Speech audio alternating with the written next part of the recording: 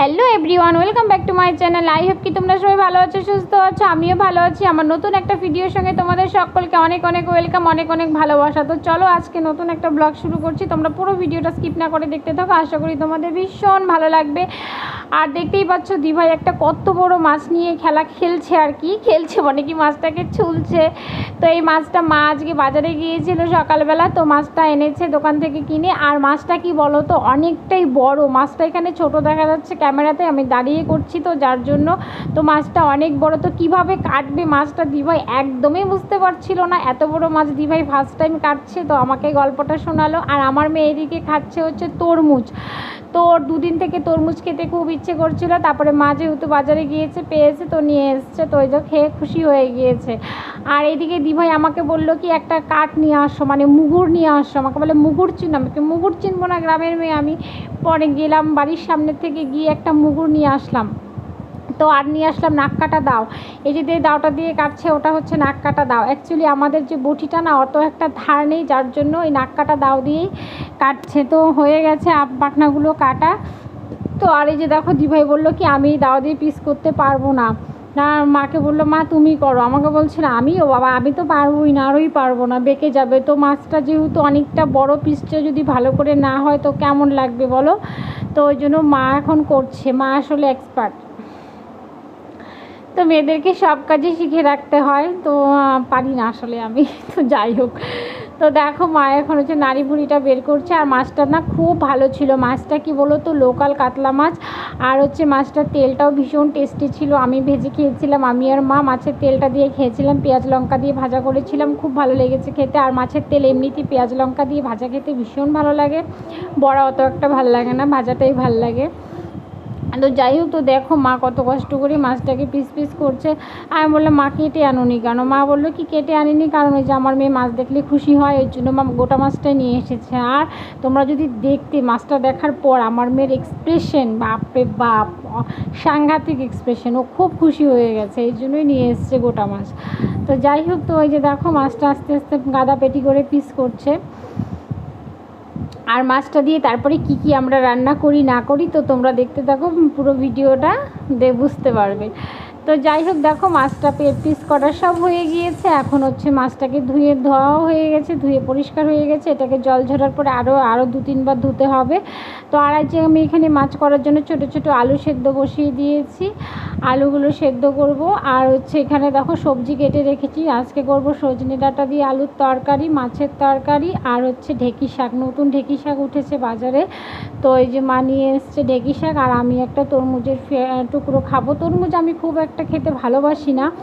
আর দেখো এদিকে ঢেঁকি শাকটা কেটে রেখেছি। তো মা বললো যে খাও, আমার ভালো লাগে না তরমুজ খেতে। আর বললো যে ভালো আছে খাও। তারপরে দেখো নুন দিয়ে মেখে ভালো করে খাবো। আমি আবার তরমুজ নুন দিয়ে খেতেই ভালো লাগে আর কি, যতটুকুই খাই আর কি। তো নুন দিয়ে মাখলে কি বলো তো মিষ্টিটা করা লাগে, ওই জন্য নুন দিয়ে মেখেই খাচ্ছি। তো আর আমার মেয়ে দেখো এদিকে খাচ্ছে, আর ওই যে মুখ থেকে বের করে আমাকে দিচ্ছে। দেখবে তোমরা এমন করে কামড়িয়ে মুখ থেকে বের করে আমাকে খাইয়ে দেয়। কী করবো, আমি বলছিলাম করলা খাবি, করলা, বলি কি না এটা খাবো না। তো দেখো মুখ থেকে বের করে দিয়েছি, এটা আমি খাচ্ছি। তো যাই হোক, আর এই যে দেখো পুরোটা মাছ আমাদের যেহেতু লাগবে না, এর জন্য আমি অর্ধেক মাছ তুলে রাখছি, তা ফ্রিজে দিয়ে দিব। আর অর্ধেকগুলো হচ্ছে রান্না করব। অর্ধেকগুলো মানে কি যে কটা পিস লাগে আমাদের দুবেলার, তো এই কটা রান্না করব, আর বাকিগুলো ফ্রিজে তুলে রেখে দেবো। আর মাছ বেশি খাওয়াও যায় না। আর মাছটাতে খুব তেল ছিল, মাছটা ভীষণ ভালো ছিল, সত্যিই খুব ভালো ছিল। আর মাছের ঝোলটাও খেতে ভালো হয়েছে, আলু দিয়ে ঝোল করেছিলাম, ভালো হয়েছে। তো যাই হোক, তো এই যে গুনে গুনে একটা পিস রাখলাম, হয়ে গেছে। আর এটা চাপা দিয়ে এখন হচ্ছে ফ্রিজে রেখে আসবো। আর এদিকে দেখো মাছে নুন হলুদ মাখিয়ে রেখেছি, কড়াইও গরম হয়ে গিয়েছে, কড়াইয়ে দিয়ে দিয়েছি তেল। এখন হচ্ছে মাছগুলোকে কড়া করে ভেজে নেব। কড়া করে ভেজে নেওয়ার পরে হচ্ছে তরকারিটা করব। আর আমার মেয়ে এদিকে বদমাশি করছে, সমানে বদমাশি করছে। ওর তো মানে এটা করবে ওটা করবে, মানে খুব জেদ হয়েছে, এখন সব বুঝতে শিখেছে না, খুব জেদ হয়েছে ওর। আর এই যে দেখো এখানে মাছের পিসগুলো দিয়ে দিচ্ছে। আর মা কড়াইটা ভালো করে গরম করে নিয়েছে, নাহলে না মাছ লেগে যায়, মাছ ভেঙে গেলে পরে কেমন লাগবে বলো তো। তো দেখো মাছ ভাজা আমার হয়ে গেছে, লাল লাল করে ভেজে নিয়েছি। তো এখন আমি হচ্ছে ওই তেলের মধ্যে আলুগুলোকে ভালো করে ভেজে নেবো। আলু না ভেজে রান্না করলে না কেমন লাগে, আমাদের কেউ আলু না ভেজে রান্না করে না। তো ওই জন্য আলুগুলো ভেজে নিলাম। আর এখানে হচ্ছে তরকারির জন্য দিয়ে দিলাম পেঁয়াজ কুচি। পেঁয়াজ কুচি দিয়ে দিব। এখন সব মশলাগুলো দিয়ে ভালো করে কষিয়ে নেব। আর এদিকে অনেকটা দেরি হয়ে গেছে আজকে। তো এদিকে দেখো মা সকালে গিয়েছিল বাজারে, কিন্তু আসতে অনেকটা লেট হয়েছে। তারপরে মাছ টাছ কাটাকাটি হলো, এখানে একটু গল্প করলাম, আরও দেরি হয়ে গেছে। তাই জন্য ভাতটাও তাড়াতাড়ি বসিয়ে দিয়েছি, আমার মেয়ের আবার খিদে পেয়ে যাবে। এখন মনে হয় ওই 1টার মতো বাজে। তো আজকে রান্নাও ছিল, অনেকগুলো আইটেমই ছিল প্রায়। তো মাছের ঝোলটা প্রায় হয়ে গিয়েছে। আমি মাছগুলো ছেড়ে দিলাম, আর কিছুক্ষণ ফুটলে পরে আমি এটাকে নামিয়ে দেবো। মাছগুলো একটু ফুটুক, তাহলে একটু ফোলা ফোলা হবে। কাতল মাছ তো এমনিতে ঝোলে পড়লে ফুলে যায়। আর এইদিকে দেখো এখানে বসিয়ে দিয়েছি সজনে ডাঁটার তরকারি। আর এই যে দেখো এগুলো কিসের বড়া বলো তো? মানকচুর বড়া। তো মানকচুটা এনেছিল মা আমাদের গ্রামের বাড়ির থেকে। তো মানকচুটা কী বলো তো, অনেক কয়েক বছর হয়েছে তো খুব শক্ত, ওই জন্য বড়া খাওয়া যাচ্ছিলো। তো মা বললো কি এটাকে কুচিয়ে বড়া করো, ভাল লাগবে। তো দেখো কুচিয়ে ভালো করে এটাকে নুন মাখিয়ে রেখেছিলাম আগে, মাখানোর পরে ভালো করে একদম চালের গুঁড়ো টুড়ো দিয়ে ভালো করে এটাকে মেখে তারপরে এই যে কড়াইয়ে দিয়ে দিয়েছি। তো বড়াগুলো খেতে না ভীষণ টেস্টি হয়েছিল। তো যাই হোক আমার রান্না শেষ, আমি এখন যাব হচ্ছে ওপরে। তো দেখো আমি ঘরে আসলাম, এখন বাজে 2:05। এতক্ষণ লাগলো, আজকে অনেকটা লেট হয়ে গেছে, অনেকটা লেট হয়ে গেছে। আর আমার মেয়েকে বললাম খাওয়ার খিদে পেয়ে গেছে, এত বেলা হয়ে গেছে। বাবুকেও খেতে দিয়ে আসছি, ভাই খাওয়াচ্ছে ওকে। আমি বললাম তুমি তাহলে একে খাও, আমি তাহলে চট করে স্নানটা করে আসি, আমিও তো খাবো। স্নান না করে খেলে কেমন লাগে না? এত গরমের মধ্যে রান্না করে স্নান না করে আমি খেতেই পারবো না। আমি যাই, আমি 2 মিনিটে চট করে স্নান টান করে চলে আসবো। আর 1-2টা কাপড়ও আছে, 2টা কাপড়ও ধুয়ে দিব। কাপড় বলতে কি আমার মেয়ের জামা আর আমার হাজব্যান্ডের একটা শার্ট, তো এই আর কি।